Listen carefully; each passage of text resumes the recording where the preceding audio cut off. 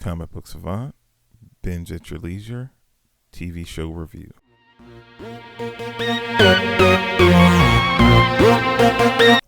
Welcome back to the Comic Book Savant. I'm your host, James Harris. This episode, we're going to be doing a TV show review. We're following up with Falcon and the Winter Soldier, and we're going to be covering episode 3. Warning now, if you haven't seen episode 3 of Falcon and the Winter Soldier, you might want to wait until after you actually view the episode, just because I'm going to be going over episode points and storyline and plot points, so it will be a spoiler if you haven't watched the episode. That's just a warning. If you don't care about any of that, then proceed with caution. So going into this episode, I feel like where I had issues with the previous episode, where we weren't getting enough kind of the supporting and surrounding characters. I feel like the supporting characters' performances were really pronounced and kind of built up in this episode. We got more from Irene Kellerman as Carly Morgenthau. We got the appearance of Daniel Bruhl reprising the role as Zemo, as well as Emily Van Camp. We got a chance to see her Sharon Carter character, as well as Desmond Chaim, which is one of the Flag Smashers, and I'm familiar with his work from, if I'm not, it was like an MTV show. It was a fantasy show, and he was like a villain in that show, and he was a very prominent character. I think it only lasted a season, 2 seasons, and then it was canceled. It was the Chronicles of something or another. Samara, something like that, but it was a fantasy show, and it was really good to see him. I found that show on Netflix about a year ago, and I really hadn't seen him in anything, and I thought he had a unique look. I thought he played a really good villain. I thought it was interesting, and in this show, he was, even though they were doing bad things, he wasn't as extreme as Carly's character, and he definitely had a more kind of sympathetic feel to his character, if I'm remembering that right. But the different Flag Smashers, though they kind of follow Carly, you're seeing different glimpses of.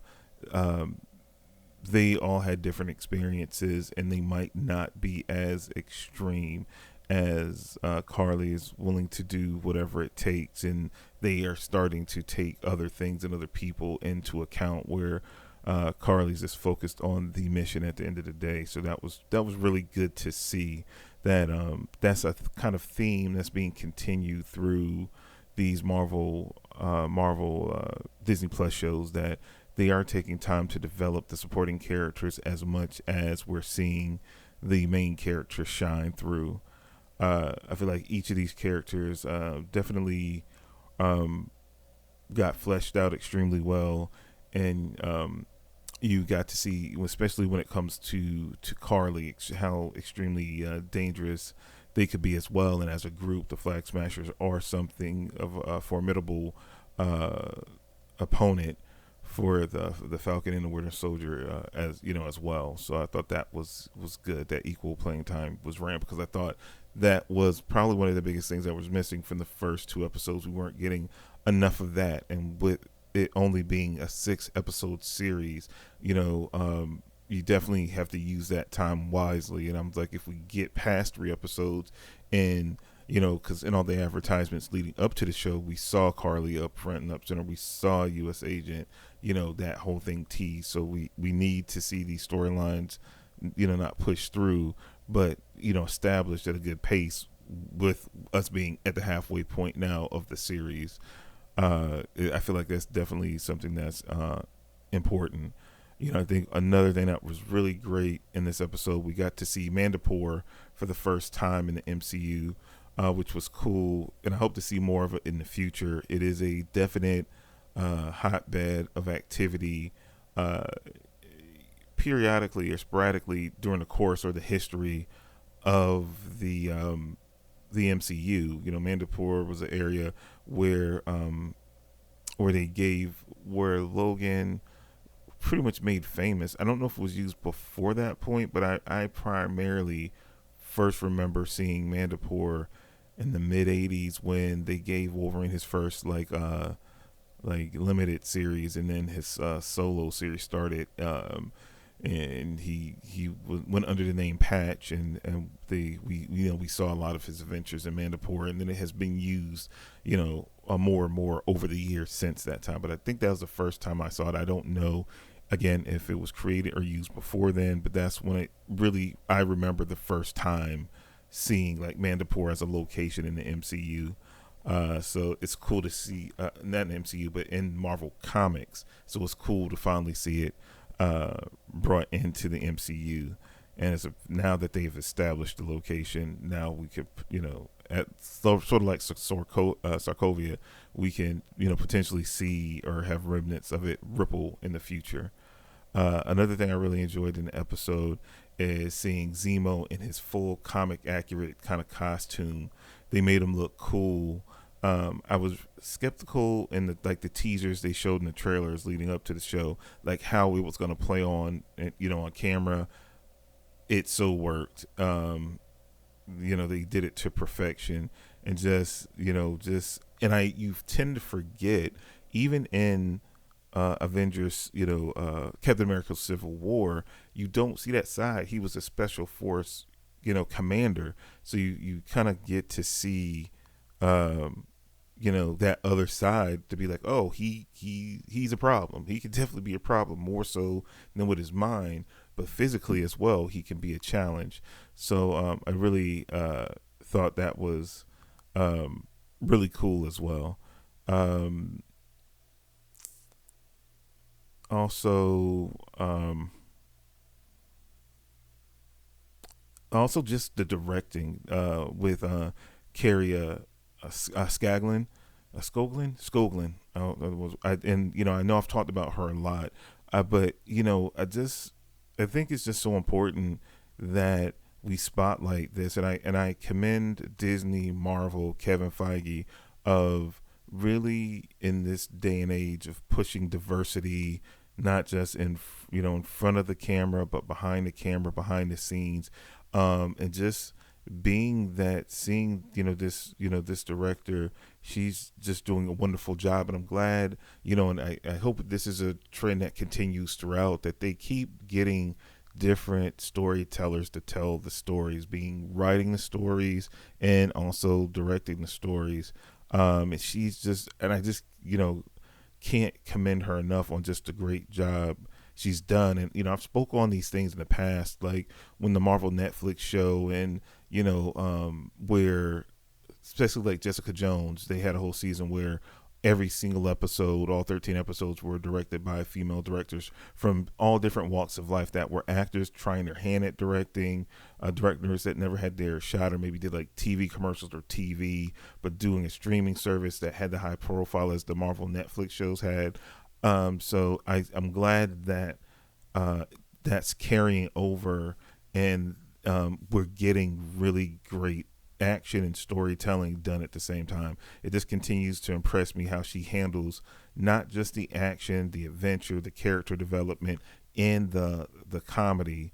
And again, I hope Marvel gives her more work beyond just doing this limited series or ongoing series. We don't really know the status of these Disney Plus shows, but either way, I hope they lock her up and give her, lock her up to a long-term deal, and have her, if not develop or direct more things for the MCU, be it Disney Plus or film going forward.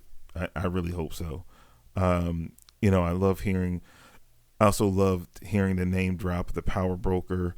I feel like that could have some far-reaching implications moving forward in the MCU for sure. Definitely, it seems like we didn't get the reveal quite yet. I'm wondering where that's going to go, but now that they're setting up Mandapore and the Power Broker, I definitely feel like that can be built up, going forward. I guess we'll have to see how the rest of the series plays out. I definitely would have to say my favorite scene of this episode was the shipping container scene, especially Sharon Carter's part and Zemo's part from the trailer was awesome as well. Like seeing him like standing like over a container and like with his mask in his hand and he's getting ready to put it on. I didn't know that whole scene. Seeing snippets of it in trailers, but seeing it actually play out on the screen, chef's kiss. You know what I mean? Like it's so much things as a comic fan, and you read comics your whole life, and then seeing that stuff brought to screen, and then seeing it executed so well is just an awesome sight to behold. And I was like, you know, a kid in a candy store, and I always thought Zemo as a villain was a cool character, and I always wondered, could Daniel Bruhl really? I like the cerebral part, but he's physical as well, and they really played that well in this episode to a T. And again, they set it up saying that he was a part of an elite special forces group, you know, in Civil War when they were giving kind of his background. And a lot of stuff he did when he took people out and stuff like that was done off camera. So you really didn't get to see it play out. You saw him get physical here, and I want more of it and hope we get more of it in the future. Also, Wyatt Russell's John Walker, to me, each episode we get a little bit more. It gets a little bit more and more annoying, which each episode, which is perfect because it's because that's the character. John Walker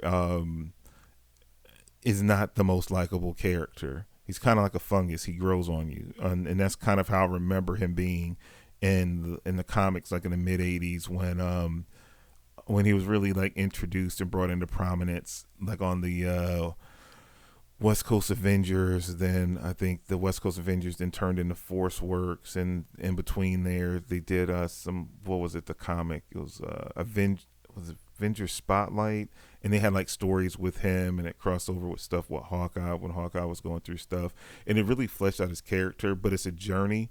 And I didn't know much about Wyatt Russell's background in acting. I didn't even know he existed till this. It was announced like, oh, it's Kurt Russell's son, Wyatt Russell, and I was like, oh wow, you know. But he's really like impressed me, and